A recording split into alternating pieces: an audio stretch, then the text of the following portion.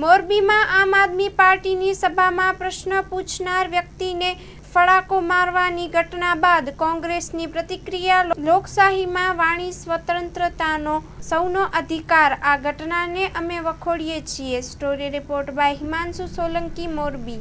નમસ્કાર સાથીઓ, હું છું પુષ્પરાજસિંહ જાડેજા, પ્રમુખ મોરબી શહેર કોંગ્રેસ. ન્યૂઝ મીડિયાના માધ્યમથી મને એક ઘટનાની જાણ થઈ. ગઈકાલના રાત્રિના આમ આદમી પાર્ટીની એક જાહેર સભા હતી.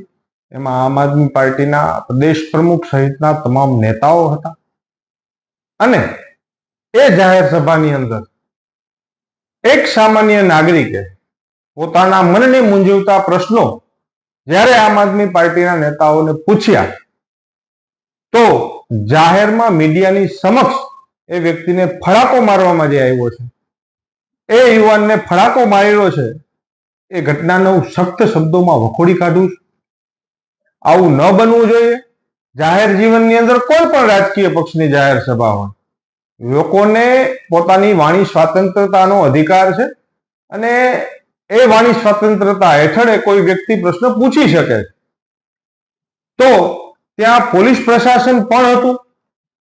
જો કાં એને તમારે જવાબ આપવો જોઈએ અને કાં તમારે પ્રશાસનને કહેવું જોઈએ. પણ આ કેટલા અંશે વ્યાજબી કે તમે જાહેરમાં કોઈ વ્યક્તિ ઉપર હાથ ઉપાડો, એ ઘટના ખરેખર નિંદનીય છે. હું સખ્ત શબ્દોમાં વખોડી કાઢું છું. જય હિન્દ, વંદે માતરમ, ભારત માતા કી જય.